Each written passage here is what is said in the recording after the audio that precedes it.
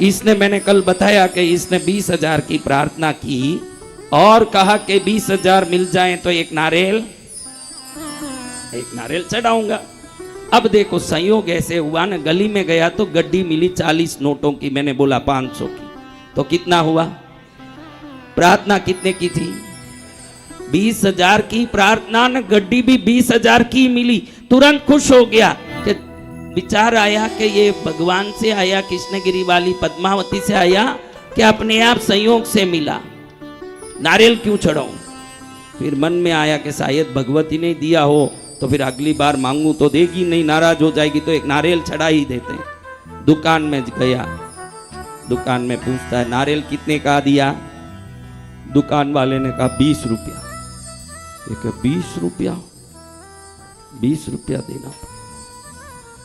कई लोग आज भी महाकाल में नारियल चढ़ाने ले जाते हैं ना, नारियल देते हैं ना उधर, नारियल मिश्री सब थाली में, तो कई लोगों को देखा है वे खट खट करके नारियल बजाते हैं। मैं कि तू महाकाल को चढ़ा रहा है, तू क्यों बजा रहा है? नहीं महाराज जी, घर में ले जाएंगे तो चटनी बनाना बनेगा कि नहीं चेक करता। अरे तेरी चटनी का नारियल बजा रहा है तो भगवान तेरे 12 बजा देंगे। हाँ, अपने हिसाब से देखो, होशियारी से।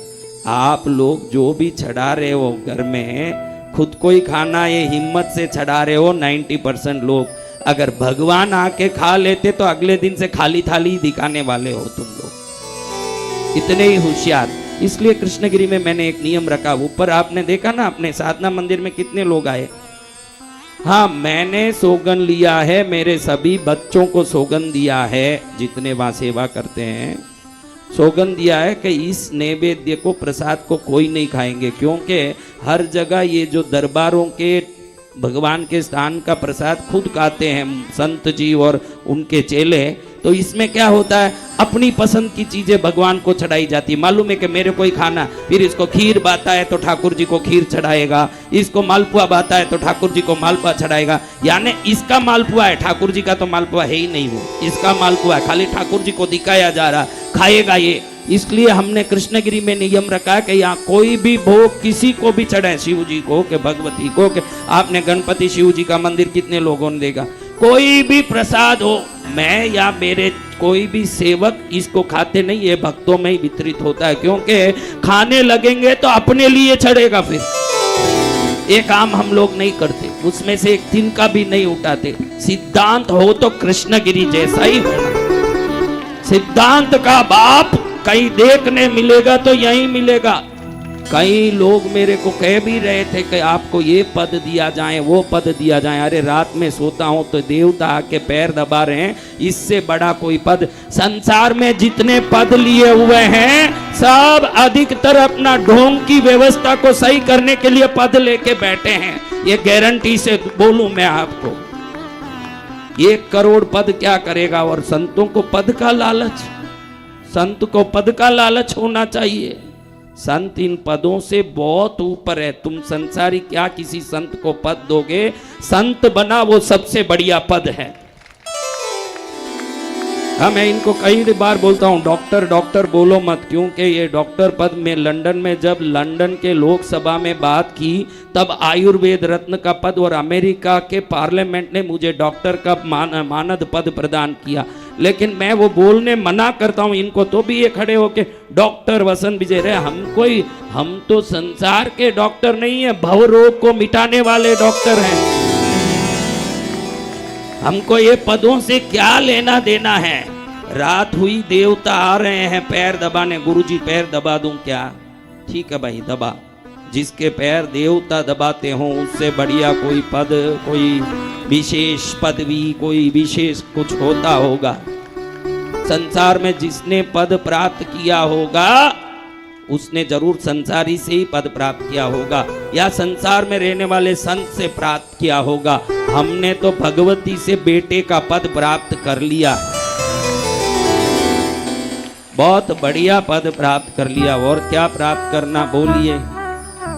तो हम देख रहे हैं कि नारियल का भाव कितना बोला, तो इसको लगा 20 देना पड़ेगा। दुकान वाले कोई पूछता है और कहीं सस्ता मिलेगा क्या, वो पहले बिजी है धंधे में, इसके पूछते ही वो चिढ़ गया, हाँ बहुत मिलेगा, जा बगीचे में बहुत पड़े हैं वहां मिलेगा सस्ते में। इसको सच लग गया, ये पहुंच गया दूर दूर तक ढूंढते 2 किलोमीटर चला, क्योंकि बगीचे में होलसेल होगा, सस्ते में मिलेगा।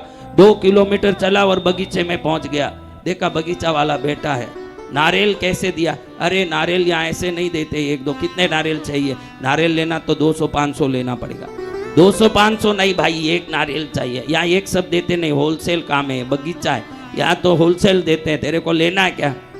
उसके जाके चिक करने लगा, एक नारियल दे दो, एक नारियल दे दो। ये देखा कि छोड़ ही नहीं रहा, पीड़ा निकले यहाँ से, वो राजी हो गया एक देने, क्योंकि यहाँ से छूटे तो बस वो इतना परेशान हो गया।